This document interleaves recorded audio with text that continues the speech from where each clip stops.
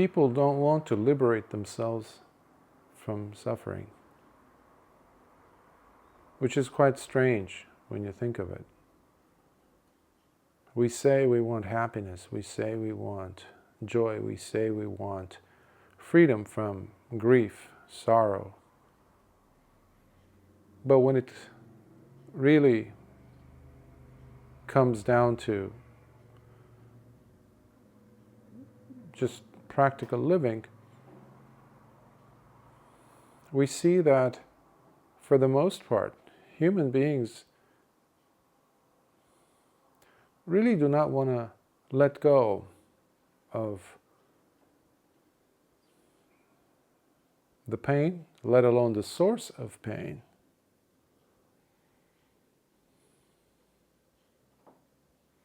This doesn't mean that we don't see it, we don't understand it. We do understand. Sometimes people even have insights. We have moments of, aha moments that hit us when we least expect. And we even viscerally feel that this is the moment. From this point on, everything changes for me. Okay. Well, when it comes down to it, we do not take charge to pull out, uproot from within us the causes of suffering. Why? Because it feels a little bit heavy, it feels a little bit arduous, difficult to do. We do not want to abandon our habitual patterns, basically. Patterns we love. Even if they are very bad, evil, unwholesome, unwise, damaging patterns for us and, of course, for others. If it is damaging for us, then it's also damaging for others, harmful for others. But we do not consider that. We look at the emotional texture of that pattern, what it does. The promise of us doing it or thinking it before we have even done it, that promise momentarily gives us delight, momentarily gives us, if we haven't even done it yet.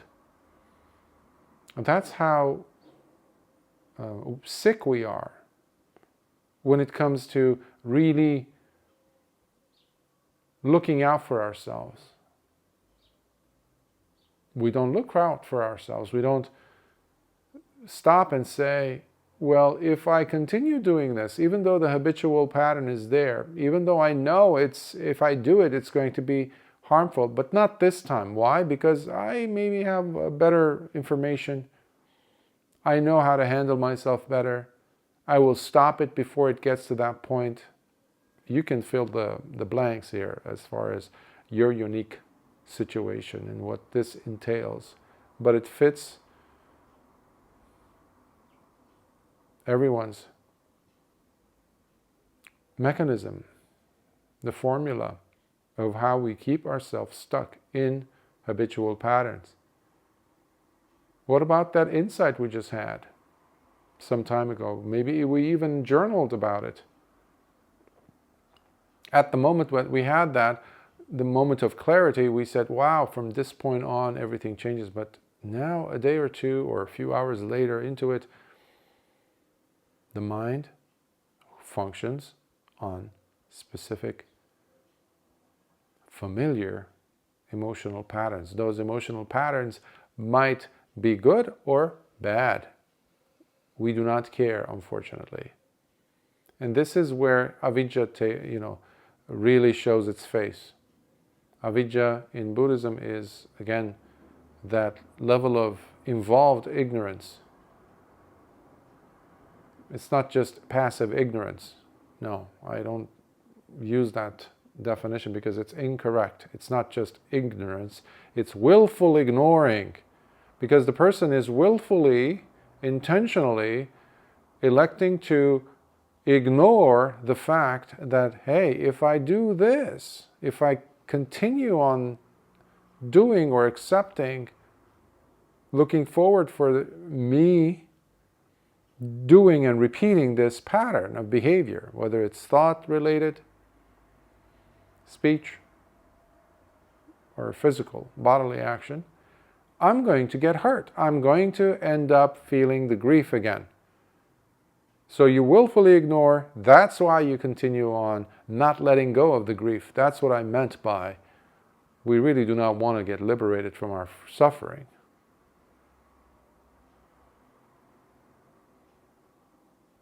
That's the bottom line. That's pretty much what's going on. There's no mystery other than the fact that we like to uphold what is common to us, what we're used to, which also has a lot to do, again, with conceit. Conceit and ignorance, or willful ignoring, in Pali, conceit is called mana, or asmimana, and avidya. Avidya is what I mentioned about it being willfully ignoring the facts. The fact that you're hurting someone or you're hurting yourself. But then there's the other big one I would consider, big, that we have it on repeat, episode of ignoring or recurrence of ignoring willfully. And that is the ignoring of the fact that death will occur for me. And I will not have the opportunities that I might have today, while I'm still alive, to undo the harm I've caused. This is where most people fail, because we continuously, willfully ignore the fact that we're going to die. That it's never going to get better than this moment for me to come clean and just say, I'm sorry. I'm sorry I said this to you. I'm sorry I did that to you. I'm sorry I thought this about you. We don't do that. And this is why I think death is a great loss of opportunities. Not to, have regrets because you haven't achieved something, because we're living in a culture, in the world, where everybody wants to become something. That's externally motivated. When you want to come out and come clean, as they say,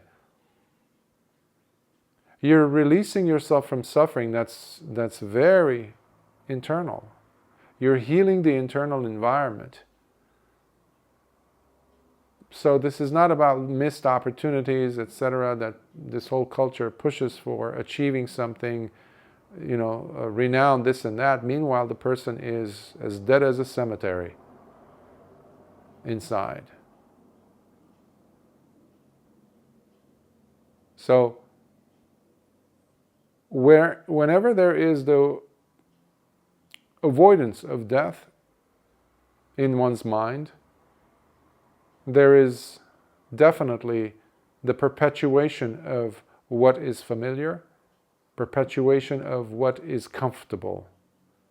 In other words, the continuation of habitual behaviors, despite the fact that those behaviors bring us suffering, sorrow, grief, lamentation, pain, anguish, and depression, hopelessness. So this is at the crux of what we mean by you can be happy now. But it's not a matter of affirming to yourself, I'm going to be happy, etc. It's not that, like positive psychology type of a thing. No, it's not. This is factual because you're taking charge. You're saying, I'm going to die. That person will die. I know they're alive, so this is a huge opportunity for me to release myself from these heavy chains that I've shackled myself with because of he did this, she did this, I did this, and they deserved it, or I was in the right, all that jazz, all that nonsense. But if we are successful at bringing just a snippet of time, if we can move forward in time to that moment when we are dying, and we're saying to ourselves, oh, if I had the opportunities, I would have reconsidered my my stance on this, and I would have approached her, or I would have approached him and said, I'm sorry, please forgive me. Because that is utter state of the moment of death, our death. It's a bundle of disappointments. Disappointment in ourselves, by the way, that had I the opportunities, had I just a one single day, I would go and do this, this, and this. That's why anybody who goes and experiences near miss, not near death, when they lose awareness and the heart stops, etc., and they're declared dead, for example, and they come back,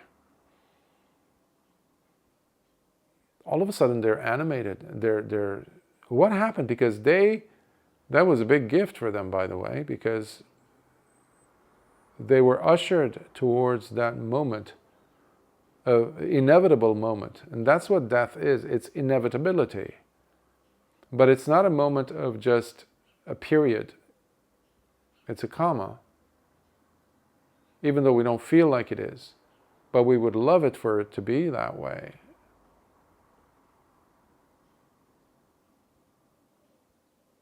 But there's a sense of helplessness at that moment for us. But we are not helpless now. That's what I'm trying to say. So, if you're going to pick up the phone and call someone, if you're going to reach out and write that email to that person that you've caused harm, you've tried to humiliate, or you did humiliate or insult, you burned the bridges between you and them, and you're living as if it's the last moment of your life, your last day on this planet, okay? When you approach it with that mindset, it becomes easier. It becomes more and more comfortable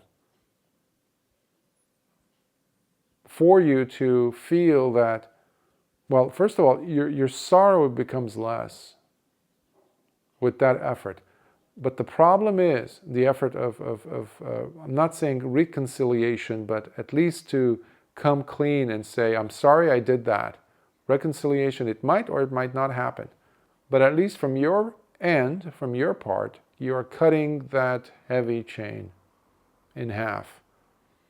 And that is what really matters. Whether the other person is there, is alive, is willing to forgive you or not, it doesn't matter. But the problem is on this side of the fence with us, because unfortunately conceit and of course ignorance at its foundation do not allow us to. That's why we're oftentimes pig-headed, aggressively arrogant, conceited, the Buddha calls it. Me. Well, in order for us to maintain that me-ness, I-ness, you did this to me-ness, you have to eliminate the possibility in your mind, of course, the elimination of death for you. That's why people have this unrealistic image of themselves until reality hits them. They think they're not going to die.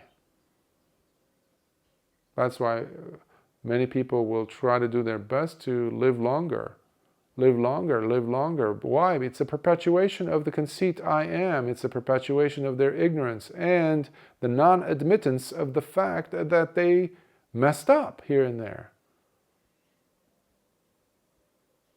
But even worse than that, it's the perpetuation of suffering in their hearts. That's the thing. That's why dukkha is alive and well in their hearts, which is terrible. And that's what the Buddha was teaching. That's what we are doing by maintaining his legacy, by sharing the Dhamma with the world. Because the world is suffering, the world is in pain. But we're always quick in pointing the finger at the world and saying, it's because of you, because of that I am in pain. No, it's because of us, ultimately. Terrible, terrible things could be done to us by the world. I'm not denying that.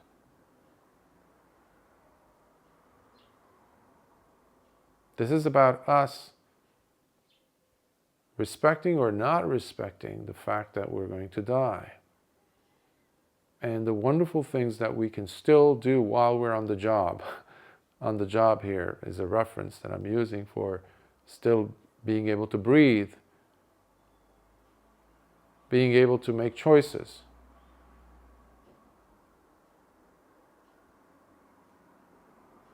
Being able to switch gears and take a different direction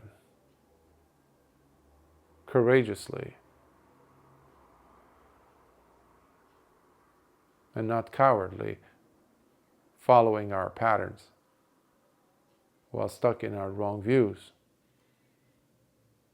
So happiness, true happiness, comes not from wrong views, let alone the maintaining of those wrong views. It's impossible. You might gain some pleasure, but not happiness, not joy. It's not joy. People claim they're jumping up and down. That's why people with wrong view are the ones who go ahead and intoxicate themselves with alcohol, this, that, drugs, to convince themselves that they are really happy, but they're not. That's why when they come out, they want to redo it, re-experience it.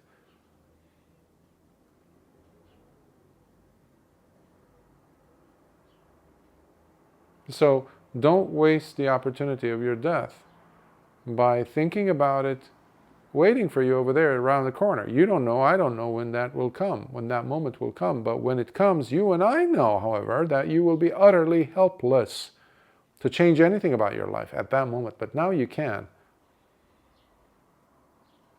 The sense of guilt, the sense of hurt that we bear with us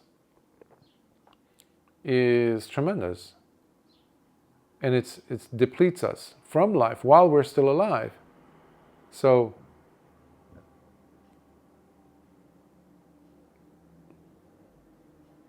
taking the initiative of your life by doing what comes difficult, at least in the beginning, but the moment you do take that step, suddenly you will feel a lessening of pain, of suffering. Because you're also, when you've taken that step, you have relinquished something. This is the giving up. This is what we say in the Dhamma, Nirodha. Nirodha is cessation. Cessation of what? Cessation of suffering. But first you have to acknowledge that you are living the pain. That's the first noble truth. There is dukkha in you. There is suffering that you are experiencing. Despite how much you camouflage it, you put makeup on it, try to convince yourself that it doesn't exist. You add more experiences in your day. This is in other words, saying willful ignoring. You are ignoring the fact that you're going to die. A person who acknowledges the fact that they're in pain, they're closer to understanding the value of life and the inevitability of death, and therefore they take charge of their lives and they do something. Not repeating of old patterns. That's not doing something. That's stupidity again. Doing more of the same. No.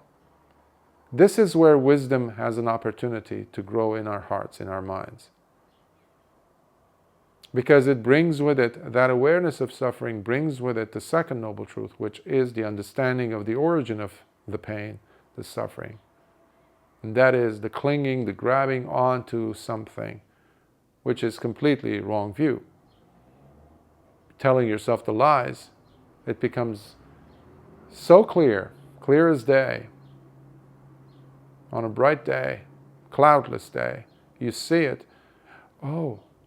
And at that moment, without hesitation, you cut the connection, even momentarily, with the desire to latch on to the habitual pattern. This time you say to yourself, I'm going to do things different. But look at the emotions at that moment, your emotions. See what's taking place in your mind. When you're willing to go, all of a sudden you become like a child again. You're so playful. You have a clean sheet in front of you. And you can do whatever you want on it. That is, you just cut yourself some slack, as they say. You just open the horizon of possibilities for you. But it's a short range of possibilities. It's a short duration of time. That's what I'm trying to say. Because the old patterns are trying to barge in and take control of your action and your life. So you have to be quick, you have to be wise, and you have to take charge by putting into action. Say, you can ask this question. Do I want to maintain grief and sorrow in my heart? The answer will be quick, no. What do I do? Let me do things different.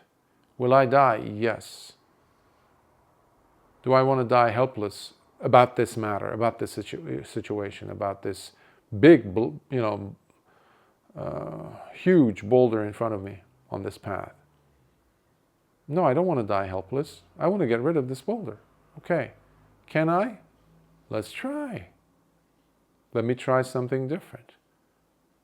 My action that I did over there to you, can I at least consider the possibility that that might have crushed you, that might have hurt you, humiliated you, insulted you? Yes? Is there that possibility? Okay, and then you at the same time you notice your heart, what's happening. The strangle around your heart eases. A few of the shackles of that heavy chain drop, by the way. Simply because you entertained the possibility that you might have been at fault. Because you became human suddenly, right now, for the first time. For the first time. To yourself. And the mind had nothing to do with that. There's no justification of anything. You're just looking at the situation. Had I been the one who was receiving those behaviors from me, oh no, we wouldn't want that. And then you become empathic towards that person. So now you're creating some possibility for a bridge. But again, you have to move fast. Otherwise, you will be overrun by your habitual patterns that have convinced you of the wrong sense of safety. No, you have a lot of control. So long as you're alive, you're not helpless yet. You can make changes happen to the better, and you can let go of dukkha, of suffering. So you apply right thinking. You apply obviously right view. You apply right speech. You pick up the phone and you call them. Yeah, but what if? Shh. This is the moment where you think about yourself dying. Imagine you're dying on the bed, the hospital, whatever, but you still are holding the phone, and there's somebody, that person is on the other side, on the other end of the phone, and you still are able to talk. That's power. You're not helpless.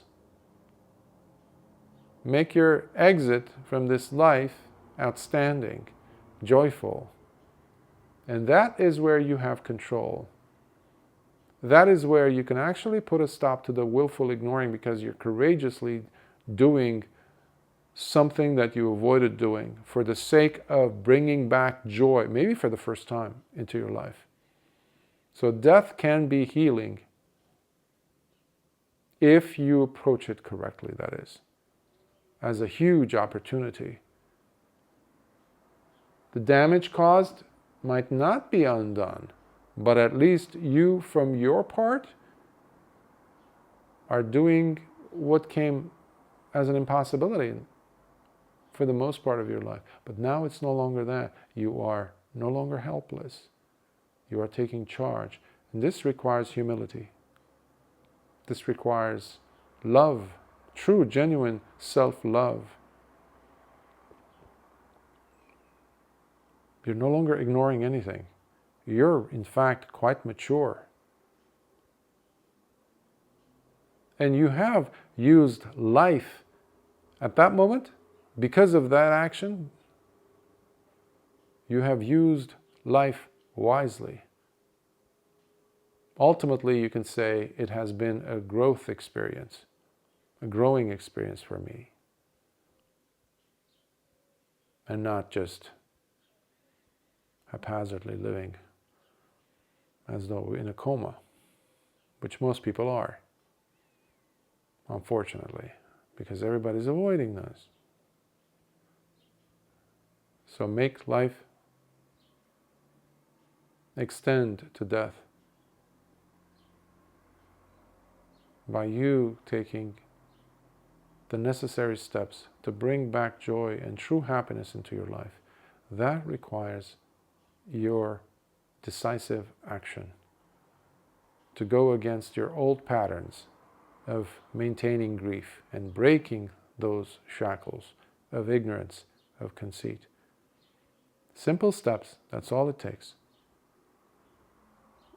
And always check to see what's the emotional quality, what's the feeling, even better, what's the mental quality. What is the mental state like at that moment when you are